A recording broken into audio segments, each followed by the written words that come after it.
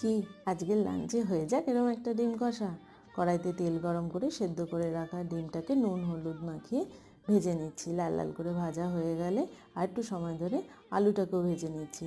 আলুটা ভাজা হয়ে গেলে ওই তেলে দিয়ে দিচ্ছি গোটা গরম মশলা, তেজপাতা আর জিরে ফোড়ন। সাথে দিয়ে দেবো একটা গোটা পেঁয়াজ। পেঁয়াজটা একটুখানি নেড়ে চেড়ে ট্রান্সপারেন্ট হয়ে এলে আদা রসুনের পেস্ট দিয়ে একটু নেড়ে চেড়ে ওর মধ্যে দিয়ে দিচ্ছি হলুদ গুঁড়ো, ধনে গুঁড়ো, জিরে গুঁড়ো, লঙ্কা গুঁড়ো আর আন্দাজ মতো নুন, সঙ্গে একটু জল দিয়ে কষিয়ে নিচ্ছি। ওই কষানোর সময় দিয়ে দেবো 1 বাটি মতো মটরশুঁটি, ধনে পাতা আর কাঁচা লঙ্কা দিয়ে কষিয়ে আলুটাকে দিয়ে দিচ্ছি। আলুটা দিয়ে একটু নেড়ে চেড়ে ডিমটাকেও দিয়ে দেবো। ডিমটা দিয়ে ঢেকে কষতে দেবো। তেল বেরিয়ে এলে উপর দিয়ে দিয়ে দেবো 4 চামচের মতো ফেটিয়ে রাখা টক দই আর ওর বাটি ধোয়া জলটা। ওই জলেই সেদ্ধ হয়ে যাবে আলুটা। ওরম করে ঢেকে উপর থেকে তেল বেরিয়ে এলে ধনেপাতা আর গরম মশলা দিয়ে দিলেই হয়ে গেল দই দিয়ে ডিম।